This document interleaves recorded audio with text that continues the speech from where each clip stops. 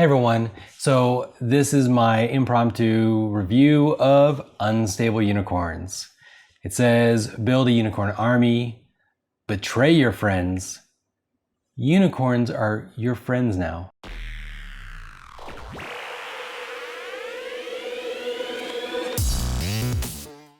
Hey everyone, so I play in two different gaming groups. And I felt like I'm kind of getting this reputation as the guy who brings the biggest, most complicated, hardest to understand games to the group. But people play them because they trust me that I'm going to bring games that are legitimately good. I thought I would shake things up, and last week I would bring a faster, quicker game. I'm not a huge fan of games like Cards Against Humanity, things like that, but I can branch out. I can grow as a person. And so, Unstable Unicorns. So we didn't have a lot of time for a game, and I pulled this out, and I was like, hey, I think we can do this pretty quick. And we, right there, together, learned the rules, played the game, played a full game. That was fun. Cool box, for what it's worth. And we played one game. I think we had fun. I think everybody said, yeah, they want to play it again. Lots of cute, unicorn things. You can see, like, this is a basic unicorn who loves pumpkin spice.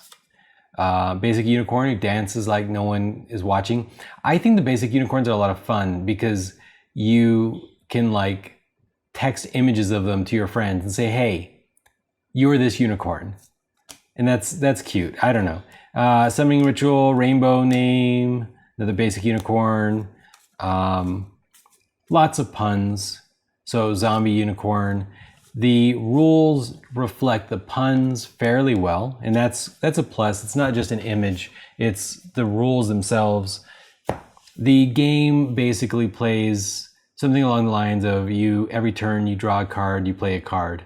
If you don't play a card, you can draw another card. You win when you hit a certain number of unicorns, either 7 or 6, depending on how many players you're playing with. And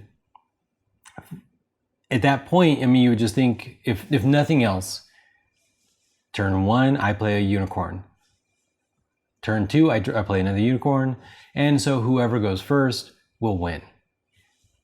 But of course, that's not how the game really works.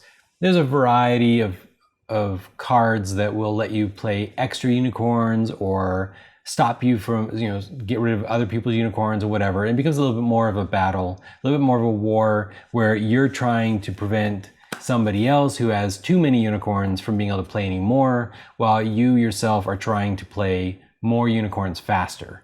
And for the most part, the game works pretty straightforward. The rules make sense, but they're interesting and different enough to even engage somebody like me who I don't want to play blackjack, poker, or something like that, right? I want to read the cards. I want the cards to be interesting. I want the rules to be satisfying. And I think this game has all those things.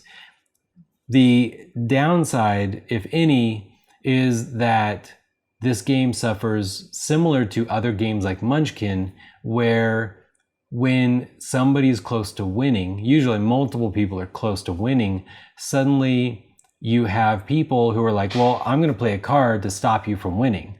Okay, the next person going to stop the next person from winning, and it goes around and around with people stopping other people from winning. We were at the last unicorn for an hour.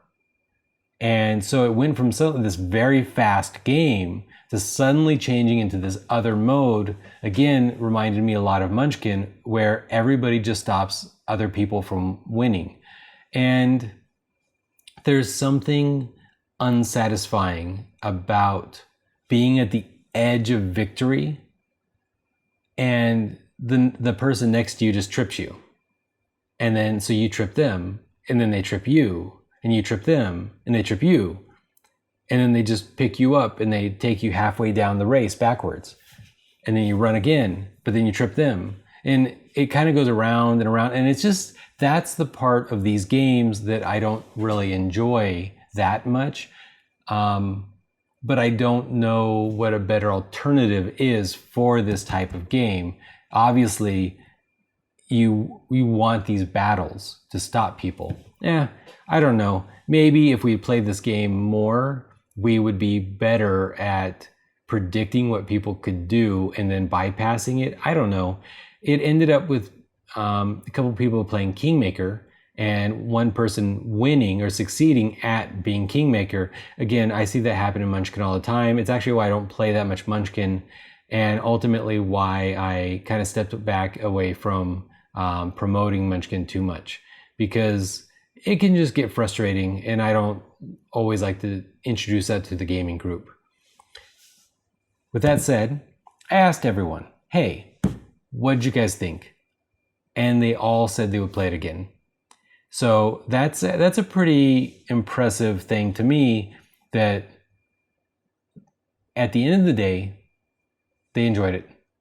And what else do you want from, I don't know, a $15 game, $18 game, something like that? They enjoyed it. Took quite a bit of time to play, 2 hours to play.